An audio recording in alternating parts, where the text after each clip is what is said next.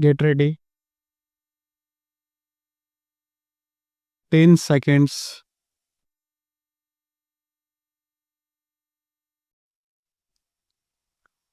Mr.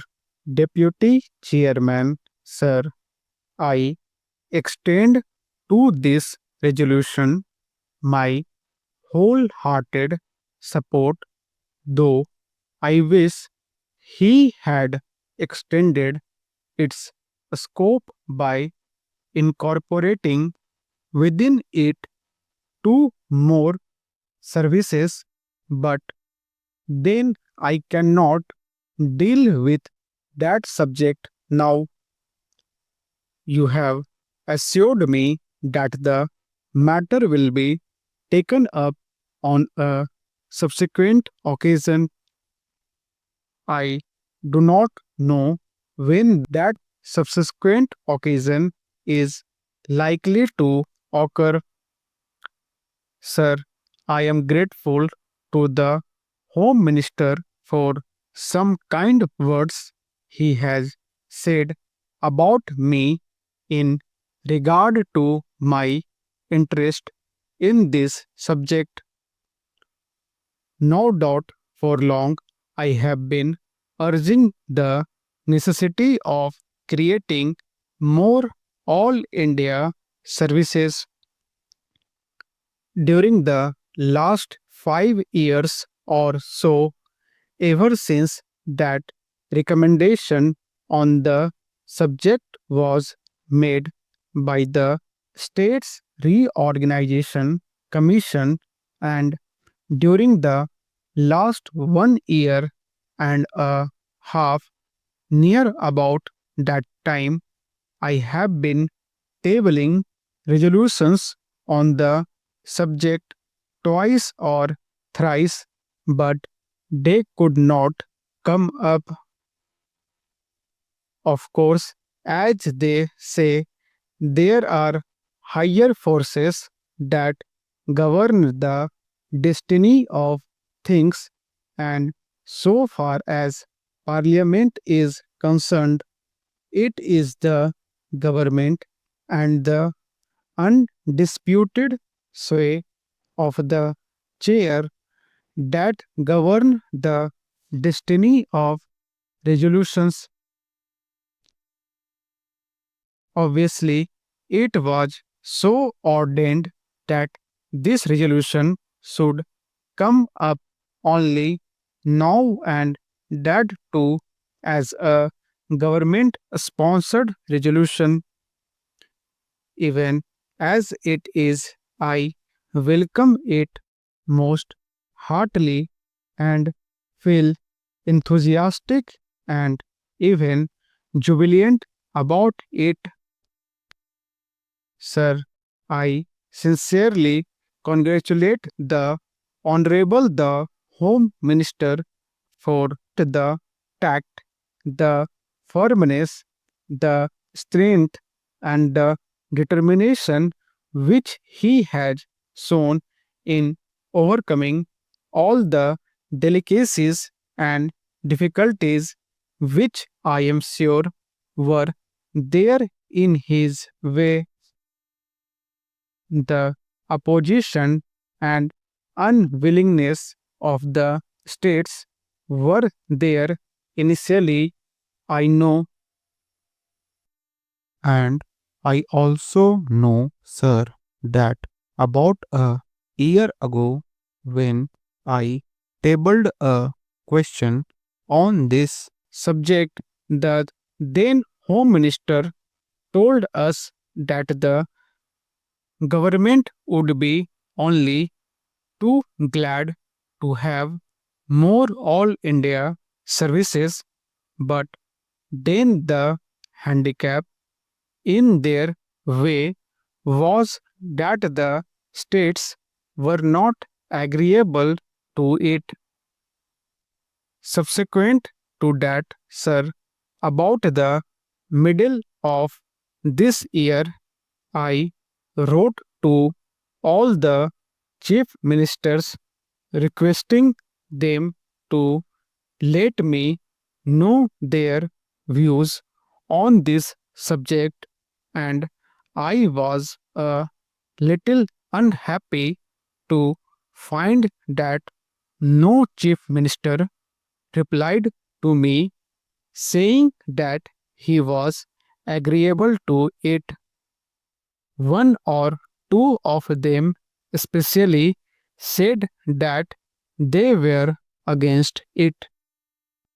So, all these difficulties were there in the way of the Home Minister, but I find that by this sweet persuasion, he has been able to win over all the chief ministers who, in the conference immediately preceding the last one, agreed to it in principle, and in the subsequent conference they agreed to it. It appears obviously in toto, and hence we have before us this resolution supported by the chief ministers of all the states. Sir, for that I want to congratulate most sincerely and heartily the Honorable the Home Minister. Now, sir, so far as the merits of this resolution are concerned, I do not think it is necessary for me to elaborate on them because during the last 4 years or so, ever since the publication of the report of the States Reorganization Commission, many eminent men all over the country, eminent administrators and persons who had experience of administration, including the retired comptroller and auditor general, were of the opinion that more all India services should be created. Our Honorable the Prime Minister, as also our Vice President, have on more than one occasion expressed themselves definitely in favor of having more all India services. Last year, sir, about the month of October, when addressing the Indian Police Service officers when they were going out after having had their training for a year, he expressly said that if national integration was to be maintained, it was necessary to have more all India services. That being so, I think there is not much need for us to emphasize the necessity and the utility for having more all India services.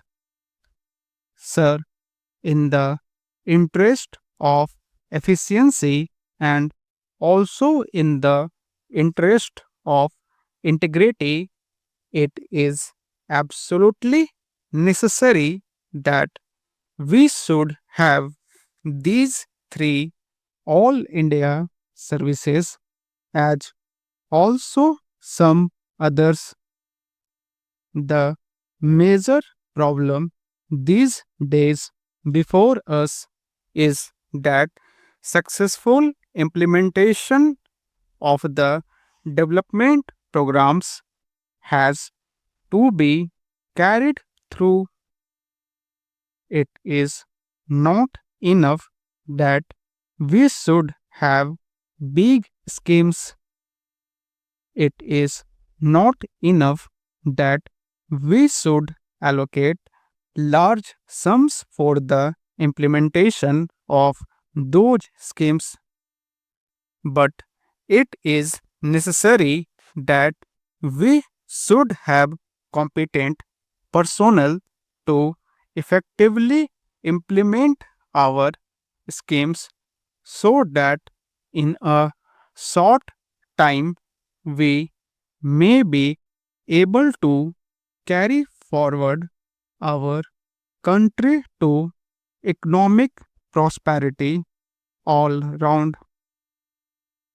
In the past, during the pre independence period, we had quite a number of all India services, but then when we framed our constitution, we dispensed with the other, retaining only two. It appears to me that necessity has now arisen for reorganization of the all India services and to have more all India services